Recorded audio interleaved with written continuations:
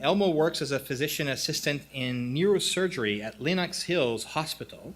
He graduated in 1998 at the Sophie Davis Physician Assistance Program in New York City. So, Elmo?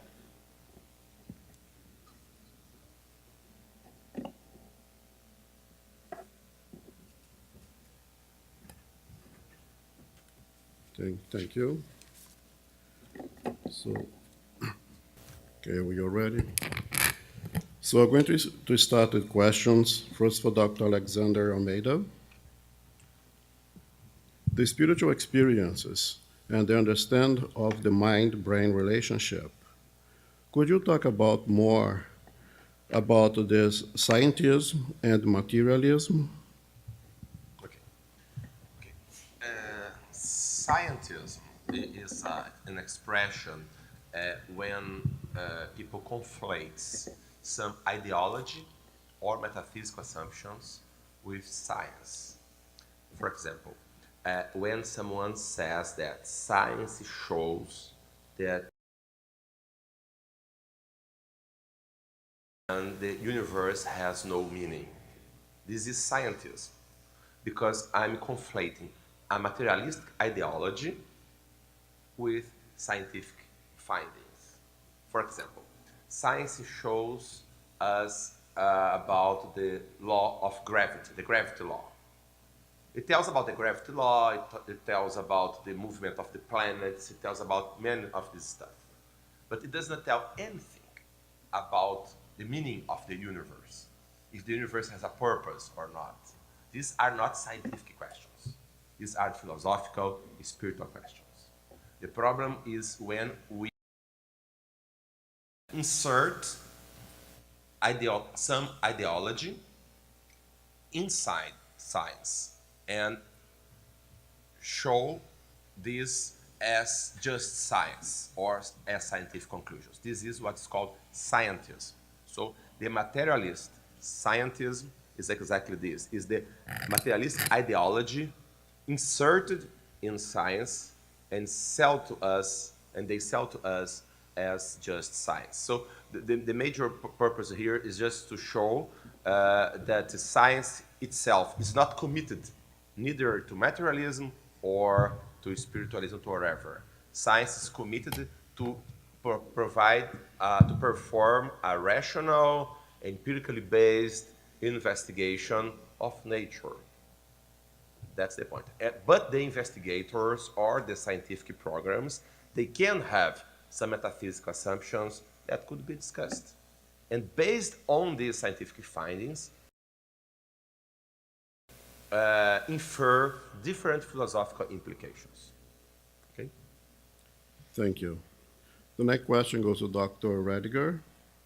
What are some ways in which Spiritism serves as an important corrective factor for traditional Western religions? Great question, and we don't have time to go into all the different pieces of that. I spent a lot of time in seminary, lots of Western theology, and Spiritism, by making the body not the primary datum, making the body not the primary reality, makes the soul actually comprehensible. And I spent years reading about the soul and about the body, and if you make the body the primary thing about who the person is, it makes discussions about the soul and definitions of the soul very abstract and confusing, but in a way that just doesn't hang together. And so I think a couple of things. First of all, turning it all upside down and making the soul the primary deal, and where health and illness begin and end in the soul is a really big deal, I think, rather than beginning and ending in the physical body. Teaching me that in some cases at least the body is kind of a metaphor for something that the deeper self or soul is trying to understand is a really big deal. It makes discussions of the soul finally make sense and makes something cohere in a natural way, I think, within the psyche. I think the positive understanding of human life and possibility, rather than a more negative or fearful understanding that's more about sin and judgment, is a really big deal. I have to say it was Spiritism that helped me realize that more than one life, that past lives actually are there in the Bible when you're taught to not screen over those passages. That was a pretty astonishing finding for me. So I think this, you know, in Western theology, you can find people who talk about the immortality of the soul, but that kind of disappears as just a phrase in a lot of the writings that we've been talking about here this weekend. The immortality of the soul is the real story. And so all of that was very illuminating for me and allowed things to fall into a place where the world made a lot more sense. Thank you. So the next one for Dr. Drysdale. What was the results that you found with your patients who had NDE? Did they see an improvement in their health? I can't really answer that one because most of the patients I see do not come to see me because of having had an NDE. They come to see me because they've been referred for anxiety or depression, dealing with a life-threatening illness or cognitive issues. Haven't had a near-death experience, and I'm trying to teach them about it. But I have heard stories of patients who totally felt so much better. I mean, when you read the hundreds of stories and how that purpose, that they're here for a reason, and often they have a clear sense after the experience of what that purpose really is, or they have a calling in some way. Their relationships are fuller, and so certainly mentally and spiritually they seem to be healthier, but I can't comment on the physical aspect. Maybe you can. Can anyone comment on this question if there is any follow-up studies of patients who went to this NDE? There's several stories that are published and are some best-selling books.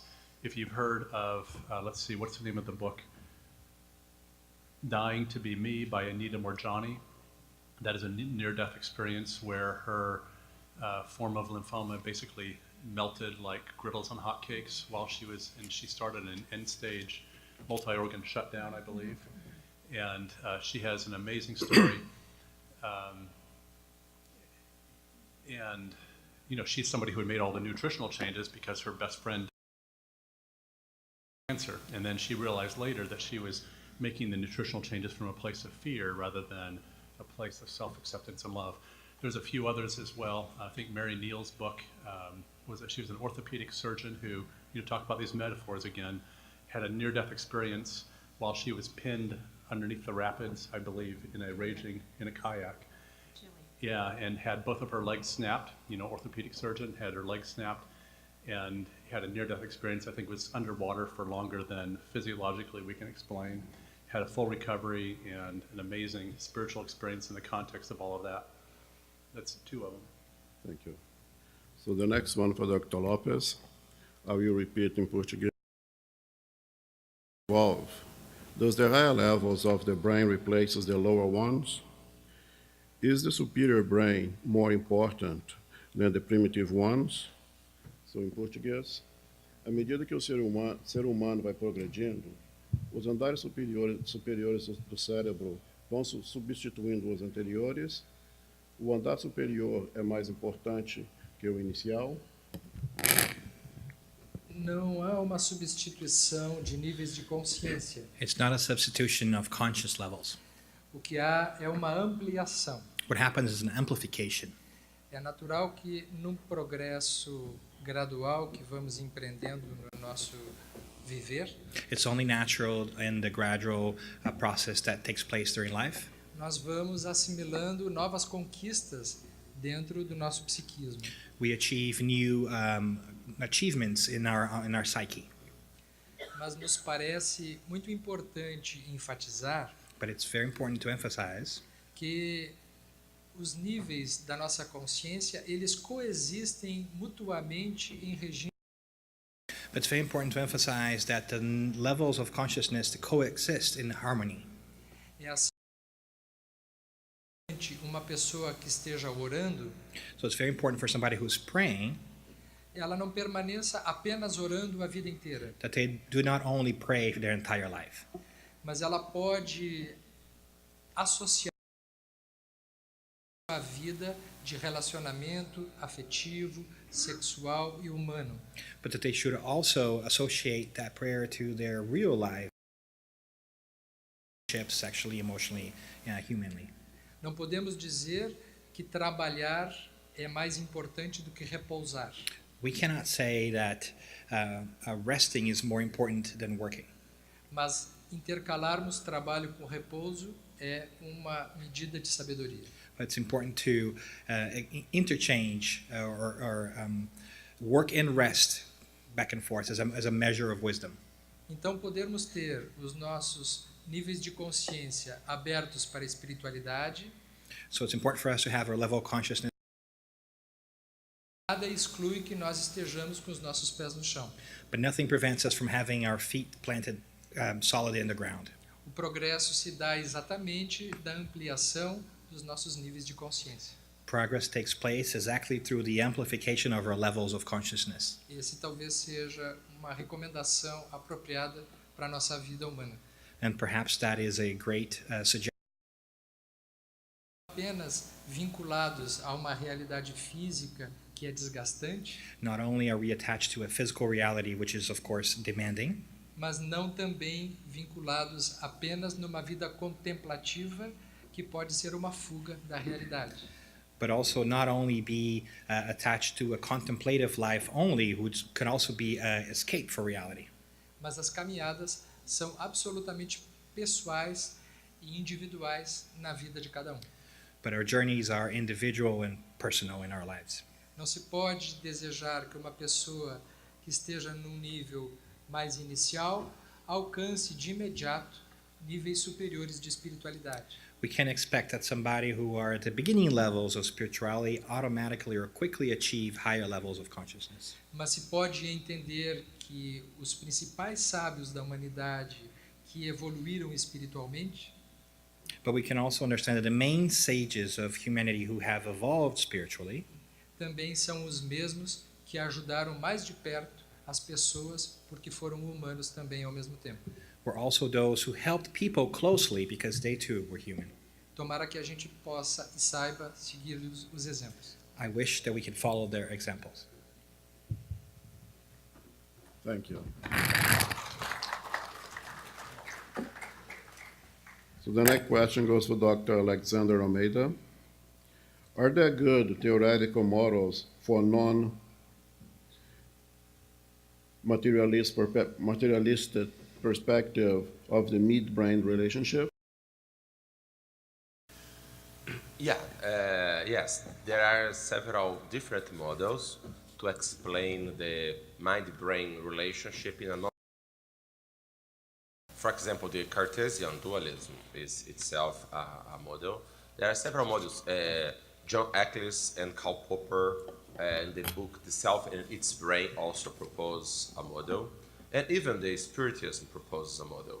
Basically, for example, according to the Spiritist view of the mind-brain relationship, the mind, consciousness, or spirit, whatever, how we would call it, it would be the fundamental part of the being, and this part, this consciousness, is connected in this life to a body, and also, like Jeffrey said, the mind is the fundamental aspect, and the mind also would have some influence in the development of the body since the womb of the mother.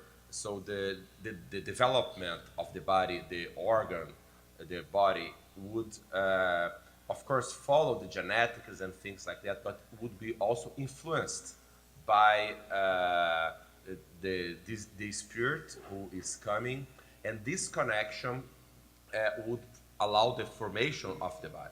Okay, And during our daily lives, we would have a bidirectional interaction.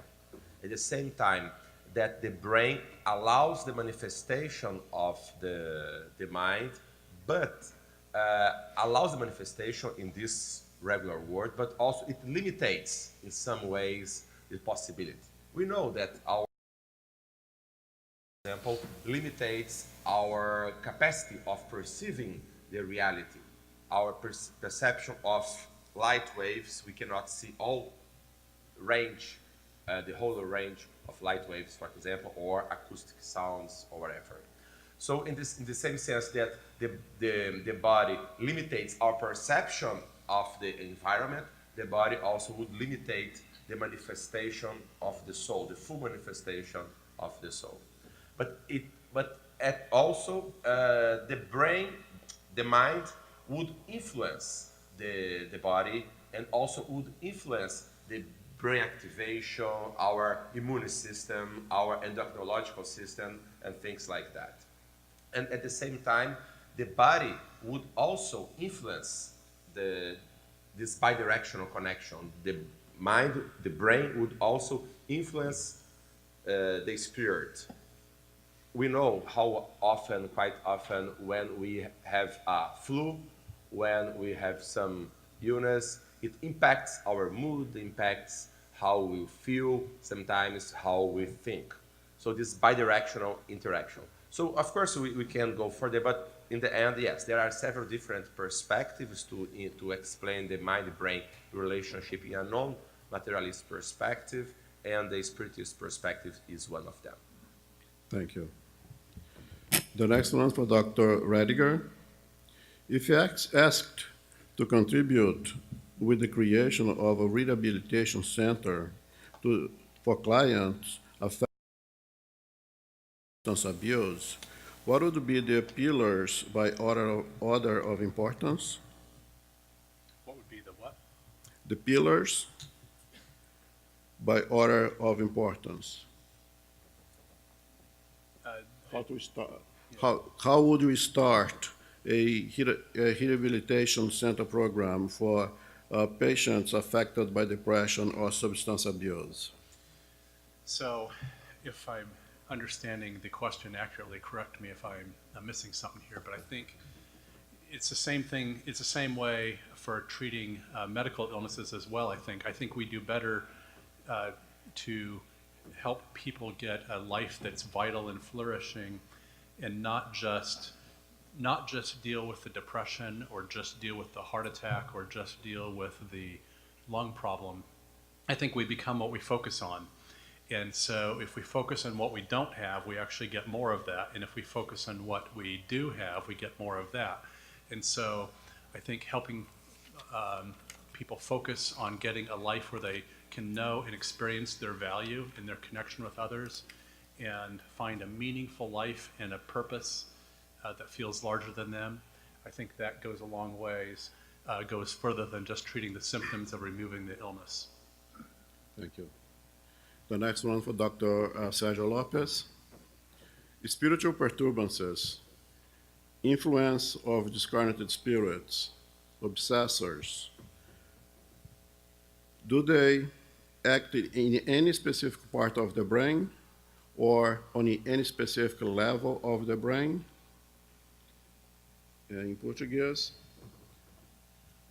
as perturbações espirituais, influências de espíritos desencarnados, obsessores, atuam em algum nível específico do cérebro? Essa é uma questão bastante interessante. That's a very interesting question. No conceito espírita, nós estamos permanentemente envolvidos com influências espirituais. In the spiritist context, we are constantly enveloped A presença de espíritos desencarnados que estão à nossa volta o tempo todo. which are the presence of spirits without a body, discarnated we call it, that are around us all the time. Portanto, nós vivemos em universos multidimensionais, So we live in a multidimensional universe. de modo que a nossa mente ela tem uma produção própria, mas ao mesmo tempo estamos acompanhados por presenças espirituais da mesma sintonia. So our minds generates their own frequency and produce their own by other thoughts that are in the same attunement. Quando Allan Kardec estudou a questão na codificação espírita, When Allan Kardec studied this question in the Spiritist codification, ele explorou o assunto entendendo que estas influências espirituais muitas vezes determinam o nosso comportamento. he explored the issue and arrived at the conclusion that these spiritual influences oftentimes are the ones who determine our behavior.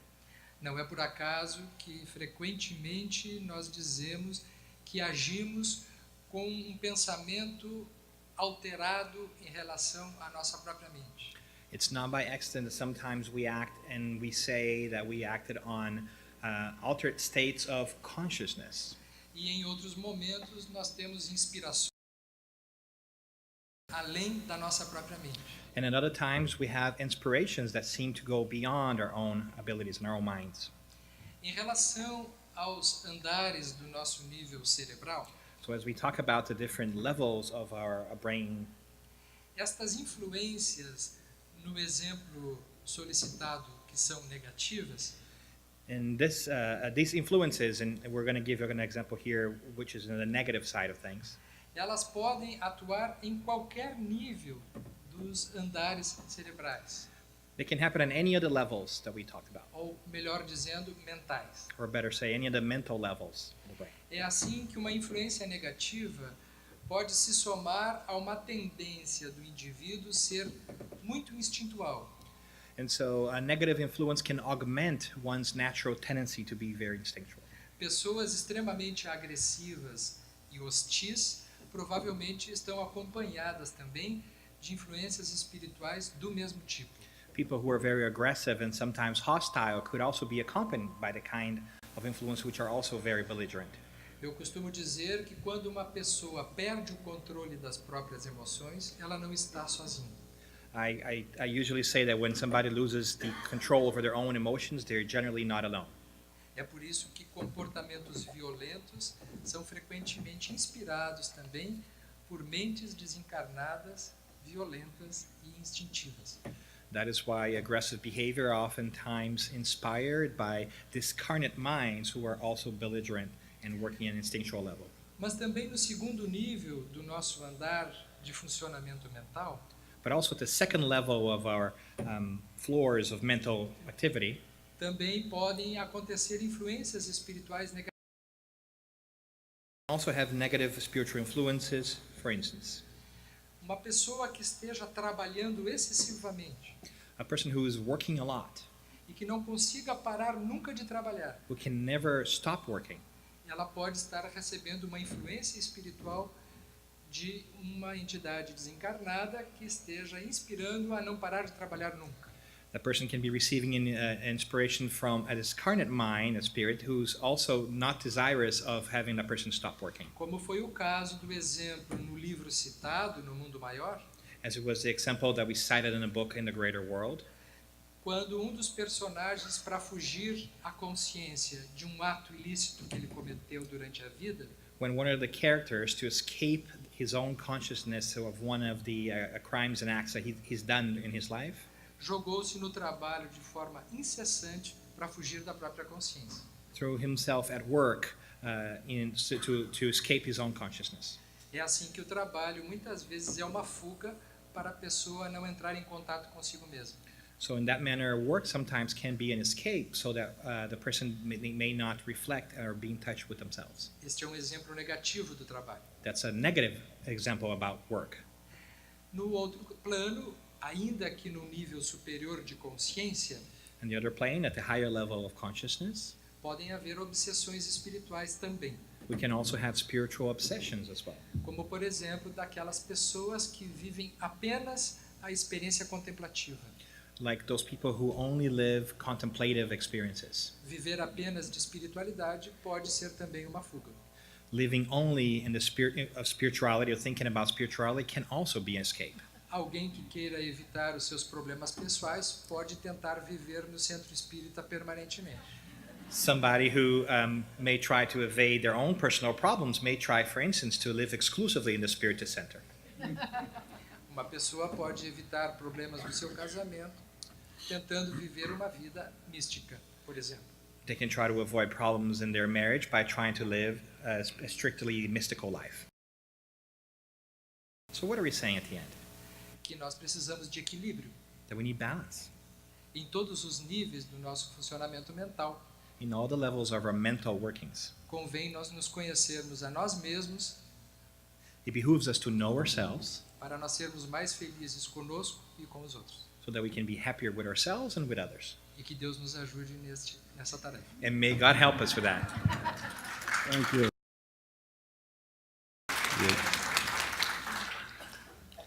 The next question is for Dr. Jennifer Markomek. I'm not sure if it's applicable. I just got promoted. Oh,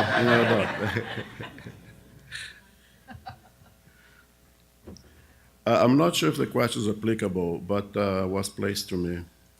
How does your art on medical imaging affect your clients? Does it help them with closure about the traumatic experiences they underwent?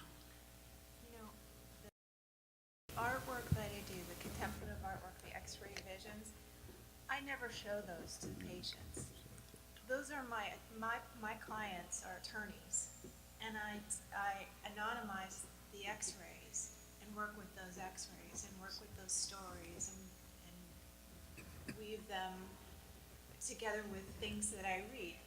So can you hear me? Okay. Yeah.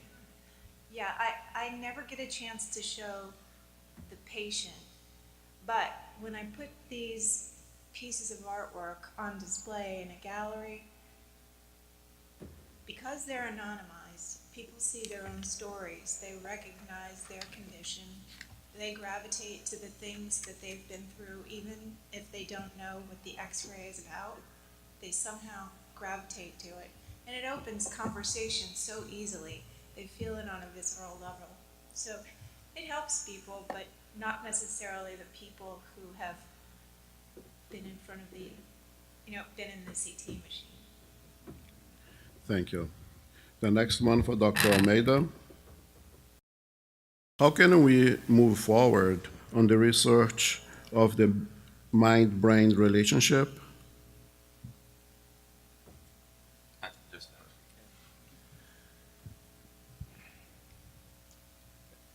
I think that some, as I said previously in my presentation, I think we cannot do just more of the same. We cannot advance actually the understanding of mind-brain relationship, just replicating more studies about the correlations between brain activation and mind activity with studies about brain stimulation or studies about brain lesions. We need to try to understand, to study specifically the more radical human experiences, mind experiences. In the same way that Jeffrey also said that we could understand better the healing process studying the most extreme case, William James also said that we could study the mind and the spiritual experiences studying the good specimen of the class. He used this expression, William James, the good specimen of the class. So exactly people who had a deep spiritual, for example, or other paranormal experience and things like that, experience that challenge our usual assumptions about the mind-brain relationship. So if we study the most extreme cases, they can be very illuminating to us. So I think this is one point. The second point, I think we need very rigorous research in several different places, in several different institutions. For example, specifically regarding the possibility of survival of consciousness beyond the brain, beyond the death, survival after death. As I said previously, for example, at the University of Virginia, this has for many decades. Some other research groups also have done the same, but they are still very few. we need more different groups. We know that's a challenge to do this kind of research, to get funds for this sort of research, but definitely we need more groups willing to perform this sort of research that would allow us to replicate the findings and to improve also the study. So basically, I would say these two main aspects. First, to study more in depth the most extreme cases, and also have more groups performing high-level research on this topic. Thank you. The next one is Dr. Jeffrey Rediger. Did Spiritism have an impact on your personal life? Yeah, it's wrecked it completely.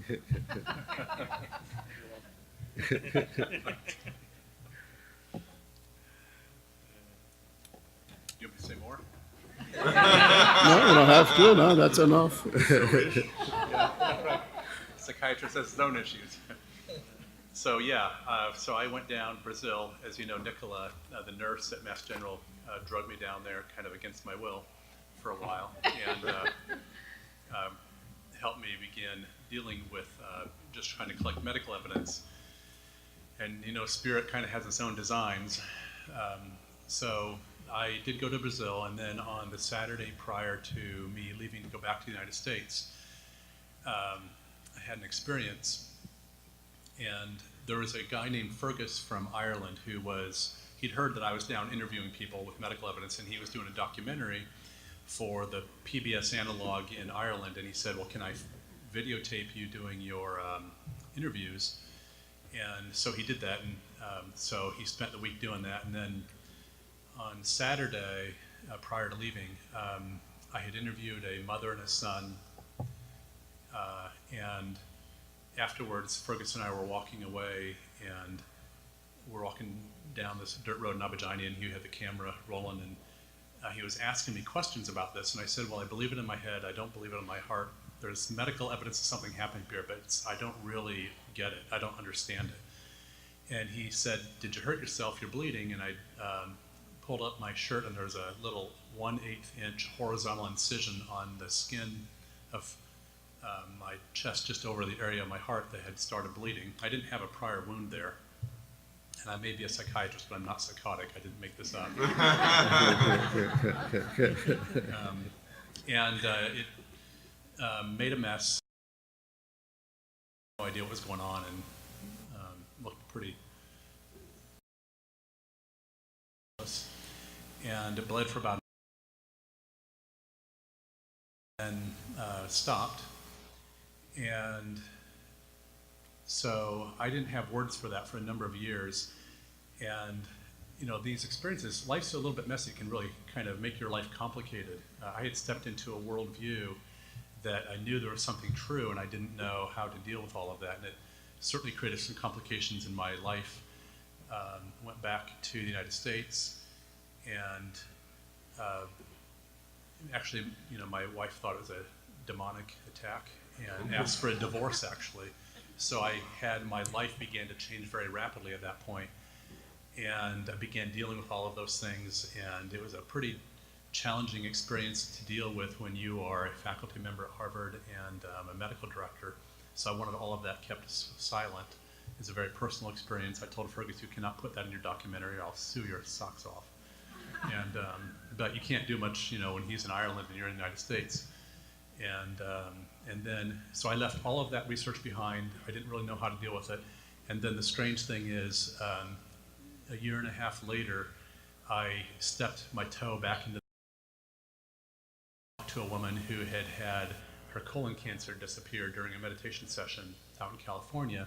So I talked to her on the phone on a Sunday night, and wanted to, you know, see if the CT scans were available, and just to make sure the diagnosis had been what she said it was. And then I talked to her son in Colorado just to get more details. And then I went and got a shower, bleeding in the same area again. And this time it didn't bleed near as much, only lasted 10 minutes, but the connection between doing that research seems to be very much connected with it. And so that's the story. And then the story that happened in 2003 was the first bleeding experience. And then in 2000, saying that she got a hold of the videotape and she was going to show it on her show. And did I want to be there to talk about it? And I said, I talked to my superiors at Harvard, and we all easily concluded no. And so I refused initially, but she said, well, we're going to show the video. You might want to be there to talk about it.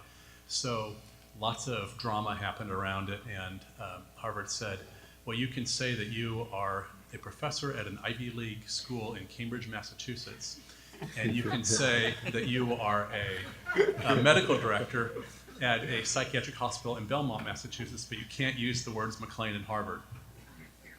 So Oprah's producer said, well, usually we like the affiliations, but in this case we don't even care.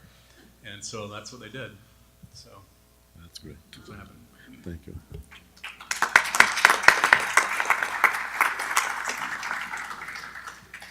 So the next one for Dr. Sergio Lopes. You spoke about revelations from André Luiz of things that anticipated science. In your book, The Triune Brain, are there such revelations? Anything that science is yet to discover? So, o senhor falou a respeito de revelações de André Luiz nos seus livros que anteciparam a ciência. No seu livro, o Brain Triune, existe também essas revelações? Conforme nós falamos, existem pontos que André Luiz se antecipa à ciência em vários assuntos. As we mentioned in our presentation, there are parts of his work that anticipates, science in many different ways. Como, por exemplo, as estruturas as impressões da consciência. As, for instance, the neuronal structures capable of capturing the impressions of the conscience. E achamos que essa revelação de André Luiz pode ser decisiva para o estudo de vários assuntos que fazem parte das especulações científicas atuais. And we think that these revelations by André Luiz play an important role in furthering research and answering questions, contemporary questions. Como, por exemplo, o impacto da espiritualidade na saúde. Such as the impact of spirituality on health. Como, por exemplo, o impacto na nossa mudança moral na nossa vida mental. Such as the impact of our moral change in our mental change. Podemos pensar que a nossa imunidade também está na relação direta de expressões da nossa consciência que refletem no nosso corpo físico. We can also think about how immunity is also perhaps expressed or directly related with our state of mind and how it's reflected in our bodies. E que finalmente a fé não é produzida pelo corpo, mas ela repercute intensamente nas nossas estruturas celulares. Faith is not produced by the body, but that it finds, impacts all the structural physical organization. E ficamos fortemente inclinados a acreditar And we are led to strongly believe que André Luiz está nos repetindo o ensinamento de Jesus há mais de 2000 anos. that André Luiz is just echoing the teachings of the Christ that took place 2,000 years ago.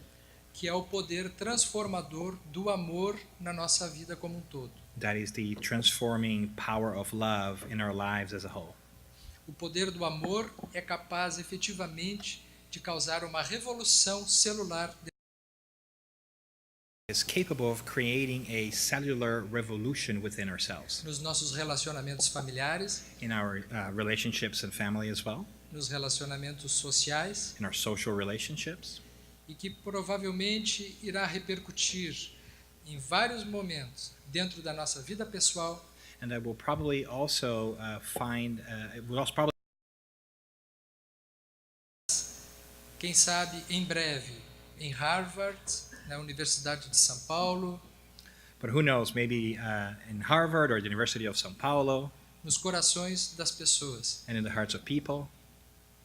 Isso significa dizer que a obra de André Luiz, é uma obra que merece ser estudada porque ela traz no ensinamento espírita That is to say that the works of the Spirit André Louis deserve to be studied because they bring a Spiritist teaching grandes ensinamentos que provavelmente servirão à ciência. and great lessons that could benefit science. E nós esperamos ansiosamente por isso. And we wait anxiously for that. Obrigado.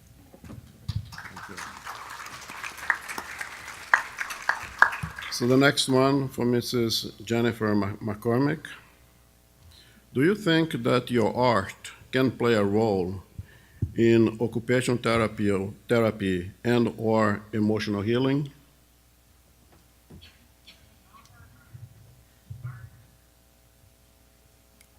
Go ahead.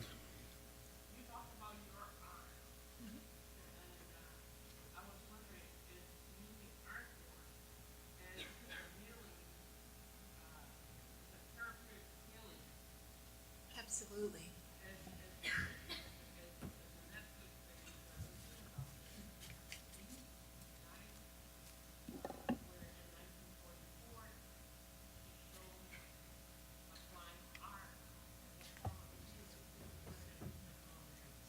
As a form of healing schizophrenics. Well, I know there's a field that exists called art therapy. And art therapists use art as a tool to help children communicate. They don't have the verbal skills. I always is not my first language. Visual things are. I'd much rather deal with pictures than I would with words. But yeah, it's used for children. And is it therapeutic for adults? Yes, it is. We have a program at a place where I teach art classes occasionally. It's an art and wellness program. Classes that we do with the general public to help them through grief,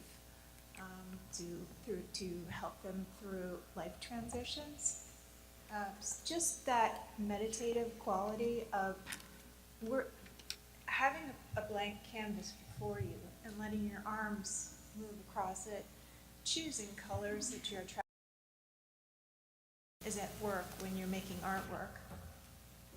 Every choice that you make is a feeling or a thought. It's a response to music. It's a response to a memory. So there's lots to be said for art as a tool for healing. I'll tell you, the whole X-ray vision series that I showed you on the screen, that happened in response to Kelly Peterson's death. I know she was the gallery owner that I saw when I first moved to North Carolina. I was so impressed by her because she was so free. She, you saw her painted face and on the screen and the alphabet behind her. But the bigger picture was that her shop was filled with beautiful things. It smelled like soap, and she had astroturf growing up the walls, and behind every corner there was something interesting. She created a beautiful environment for the public. And I think she was really aware of her power to influence people through creativity, these positive, beautiful environments. There's something to be said from that. That's the pure speech, that's the pure language of the soul, just like singing or writing poetry or dance. It's what made me think in a different way about my artwork. I was a fine artist before I was, I always drew and painted before I got accepted to the program in medical illustration. But I went back to this primal thing for me. I went back to this visual language to express my grief, to sort of put out there all of the sadness that I felt for each of these people who had been blindsided by accidents or unfairly injured in a medical malpractice case. It is therapeutic. And I certainly don't, I know that I'm among doctors and it's so hard to talk about cases, but there are good doctors and there are doctors who are not so good, as you all know. In every profession you have people who are very careful and people who are careless. So that helped me through my own stuff.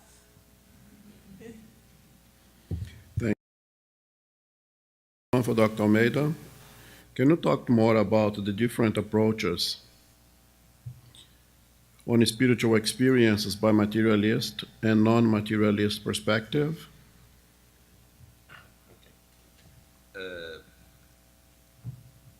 Well, as I said previously, the spiritual experiences, they have in common the experience of being in touch, in communication, or under the influence of some sort of transcendental realm of life. That the sense of being in touch with something that goes beyond the material, physical realm. And if you have a materialist perspective of human beings and of nature, the problem is that if you try to deal with this spiritual experience, you cannot take in consideration the possibility of ontological reality of this experience. So this experience is not assessing anything beyond. It must be, as I said previously, neglect as it is usually, as it is the usual, or it must be explained away in other terms, like, as I said, as it's just a brain activity, it's just some part of the brain, it's just hallucination, it's just wishful thinking, it's just whatever. So this is basically how the materialist perspective deals with these experiences. However, if you accept the possibility that the universe, more than just physical particles or physical force, that if you accept the human being can have other dimensions beyond than just the material dimension, for example, consciousness could be something irreducible in itself, we could take into consideration the possibility of being, for example, of the idea of being out of body in a near-death experience could be a real phenomenon in the sense that the consciousness is actually beyond the body and not just an hallucination, autoscopic hallucination, for example. Or you can take the possibility that if I'm in some place and then I have a strong feeling about a relative, and then I hear the relative saying goodbye, and then later I receive a phone call or WhatsApp telling that my relative that were not ill or something like that has just had a sudden death, and this is not just by chance or whatever, that it could have could be an actual connection between I, myself, my mind, and the other person, for example. So this is the sort of stuff that I'm saying. Or, for example, having a mediumistic experience when someone experience, if this experience is not just a hallucination. Or give you another example, Socrates, the philosopher Socrates. Socrates, more than 2,000 years ago, founded what we call the Western philosophy. And he was deeply spiritual, and he used to hear a voice. And this voice often told him not to do things. And he learned to obey the voice. Because there were the times that he disobeyed the voice, the outcome was not good. So he learned how to deal with this voice, and he called this voice the daimon. Daimon means some kinds of entity, not specifically the demon as we understand nowadays, but daimon is understood like a being or whatever, something like that. And so some people try to explain this voice of Socrates as just a hallucination or just an unconscious part of his mind. It could be, but also we could also take into consideration the possibility of being some actual spiritual experience. For example, the contact or the influence of some spiritual guide or whatever, something like that. So that's the sort of examples about how the considering stance can help us to enlarge our perception, take into consideration other possibilities that would enlarge our views of human nature and human experiences. Thank you. Again, Dr. Almeida, yesterday we spoke about patients or individuals who went to spiritist center or Umbanda centers for help, and from there they were referred to psychiatrists for pharmacotherapy. Has the opposite also happening? That psychiatrists is referring patients to spiritist centers or Umbanda centers? Yeah, it also does happen. As the problem, as I said yesterday, usually we usually think in a very compartmentalized way. We think, oh, we just, is this problem a problem for antipsychotic?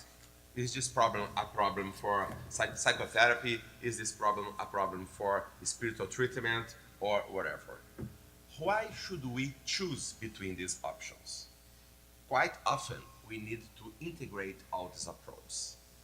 It's very frequent that some patients come to me because they know sometimes that I'm a spiritist, or sometimes they know that I deal with the spiritual experience. I do research.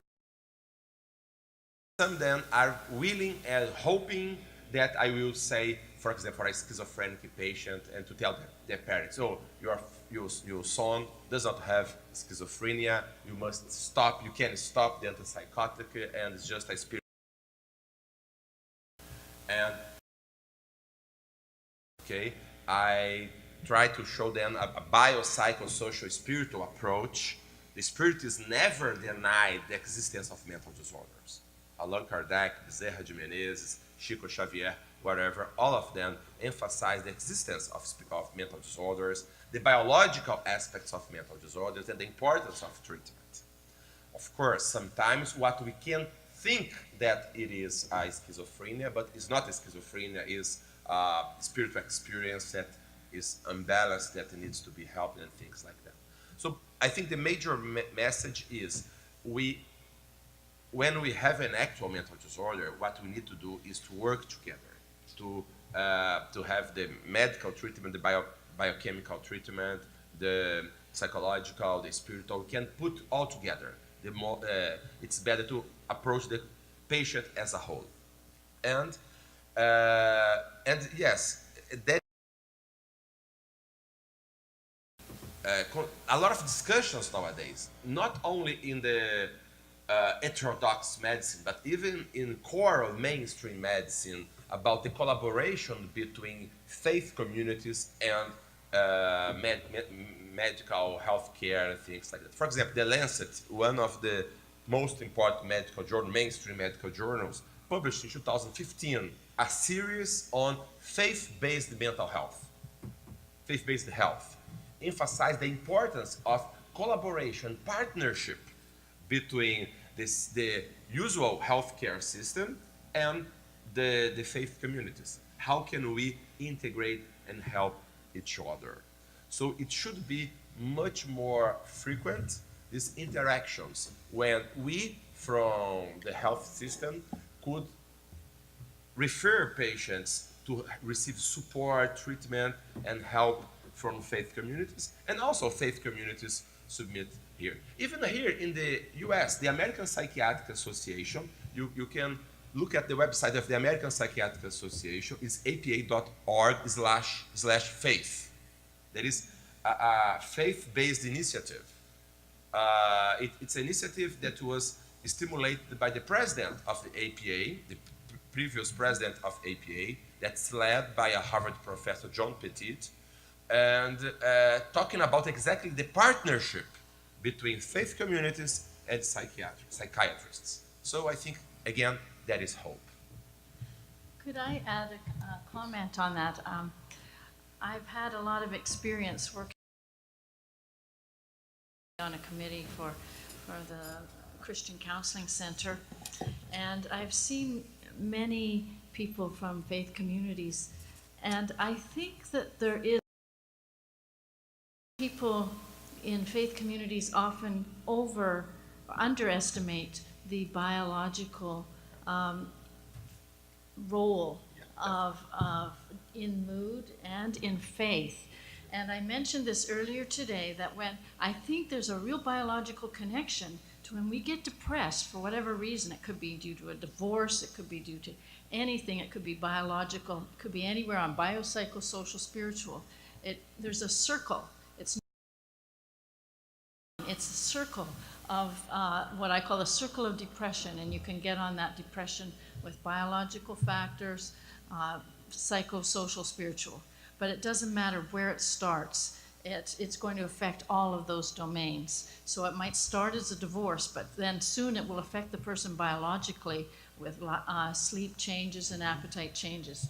Or it could start with psychological issues. So it really is much more integrated. But people of faith often think, oh, faith is a spiritual thing, and so if I'm feeling depressed, if I'm lacking faith, that must be that I'm spiritually inadequate. And that's not the case.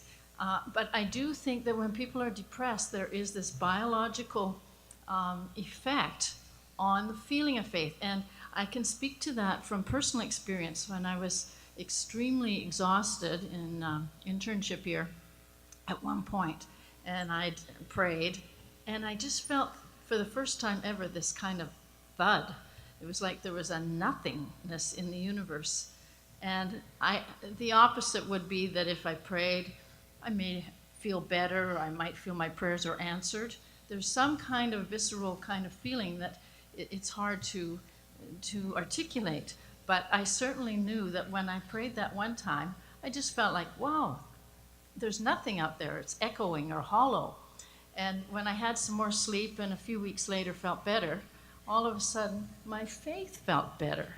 And so that was such a pivotal experience for me, because over the next number of years, when people would say they've lost their faith, I didn't jump into the immediate perspective that they needed to pray more or read the Bible more, but maybe they needed to look at the biological factors. And the opposite is when people get when they're hypo and then become hypomanic or manic, they get more and more intense in their religious zeal. And you may have seen it in friends. And so that's when maybe the temporal lobe is overactive. So is it that and then people say, oh, I've had this religious experience. Well, yes, there is overactivity in that part of the brain. And it's getting to be a gray area, whether it's normal or not. And it's hard to tease this out at times. But it's been amazing the number of patients that I've had who have been pastors or pastors' wives who blame themselves. And I said, look, I think that actually you're dealing with a mild chronic depression, and when they started taking medications, they felt so much better, and their faith returned. So. Thank you. I'd just like to apologize for the many questions that was placed, but you don't have time to give it to the panel. Thank you so much again. We are getting close to the end of our day. If you want to take your seat so it's more comfortable for you, thank you. So thank you so much to Elmo for being the moderator of our panel.